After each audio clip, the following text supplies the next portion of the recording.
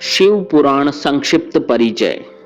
शिव पुराण में प्रमुख रूप से शिव भक्ति और शिव महिमा का विस्तार से वर्णन है।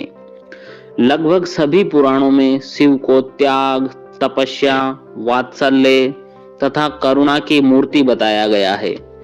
शिव सहज ही प्रसन्न हो जाने वाले एवं मनोवांछित फल देने वाले हैं।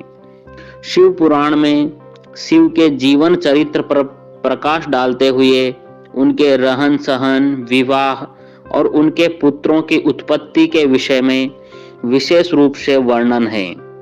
भगवान शिव सदैव लोकोपकारी और हितकारी है। त्रिदेवों में इन्हें संहार का देवता भी माना जाता है। शिवोपासना को अत्यंत सरल माना गया है। अन्य देवताओं की भांति भगवान शिव को सुगंधित पुष्पमालाओं और मीठे पकवानों की आवश्यकता नहीं पड़ती। शिव तो स्वच्छ जल, बिल्व पत्र, कंटीले और न खाए जाने वाले पौधों के फल, धतूरा आदि से ही प्रसन्न हो जाते हैं। शिव को मनोरम वेशभूषा और अलंकारों की आवश्यकता भी नहीं है। वे तो ओघड़ बाबा है। जटाजूटधारी, गले में लिपटे नाग और रुद्राक्ष की मालाएं, शरीर पर बाघंबर, चिता की भस्म लगाए एवं हाथ में त्रिशूल पकड़े हुए वे सारे विश्व को अपनी पदचाप तथा डमरू की कर्णभेदी ध्वनि से नचाते रहते हैं। इसीलिए उन्हें नटराज की संज्ञा भी दी गई है।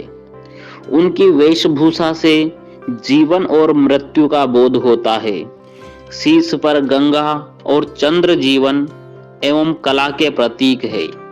शरीर पर चिता की भस्म मृत्यु का प्रतीक है। यह जीवन गंगा की धारा की भांति चलते हुए अंत में मृत्यु सागर में लीन हो जाता है। रामचरितमानस में तुलसीदास ने जिन्हें अशिव वेशधारी और नाना वाहन नाना भेष वाले गणों का अधिपति कहा है, शिव जन सुलभ तथा आडंबर विहीन वेश को ही धारण करने वाले हैं।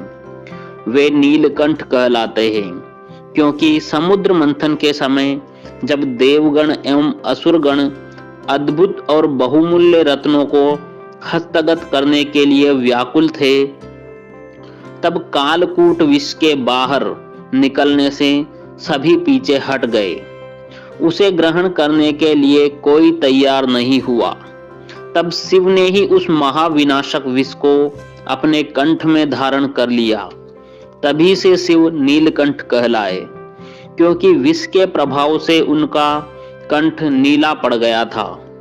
ऐसे परोपकारी और अपरिग्रही शिव का चरित्र वर्णित करने के लिए ही इस पुराण की रचना की गई है। यह पुराण पूर्णतः भक्ति ग्रंथ है। पुराणों के मान्य 5 विषयों का शिव पुराण में अभाव है। इस पुराण में कलयुग के पाप कर्म से ग्रसित व्यक्ति को मुक्ति के लिए शिव भक्ति का मार्ग सुझाया गया है। मनुष्य को निष्काम भाव से अपने समस्त कर्म शिव को अर्पित कर देने चाहिए। वेदों और उपनिषदों में प्रणव ओम के जाप को मुक्ति का आधार बताया गया है। प्रणव के अतिरिक्त गायत्री मंत्र के जप को भी शांति और मोक्ष कारक कहा गया है। परंतु इस पुराण में 8 संहिताओं का उल्लेख प्राप्त होता है जो मोक्ष कारक है। ये संहिताएं हैं विधेश्वर संहिता, रुद्र संहिता, शतरुद्र संहिता, कोटि रुद्र संहिता, उमा संहिता, कैलाश संहिता, वायु संहिता पूर्व भाग और वायु संहिता उत्तर भाग। इस विभाजन के साथ ही सर्वप्रथम शिव पुराण का महात्म्य प्रकट किया गया है। इस प्रसंग में चंचुला नामक एक पतिता स्त्री की कथा है, जो शिव पुराण सुनकर स्वयं सद्गति को प्राप्त हो जाती है। यही नहीं, वह अपने कुमार्गगामी पति को भी मोक्ष दिला देती है। तदुपरांत शिव पूजा की विधि बताई गई है। शिव कथा सुनने वालों को उपवास आदि न करने के लिए कहा गया है, क्योंकि भूखे पेट कथा में मन नहीं लगता। साथ ही गरिष्ठ भोजन, बासी भोजन, वायु विकार उत्पन्न करने वाली दालें, बैंगन, मूली, प्याज, लहसुन, गाजर तथा मांस मदिरा का सेवन वर्जित बताया गया है। यह था शिव पुराण का संक्षिप्त परिचय। संपूर्ण शिव पुराण सुनने के लिए चैनल को अभी सब्सक्राइब करें और रोज सुबह शाम एक एक अध्याय जरूर सुनें। धन्यवाद।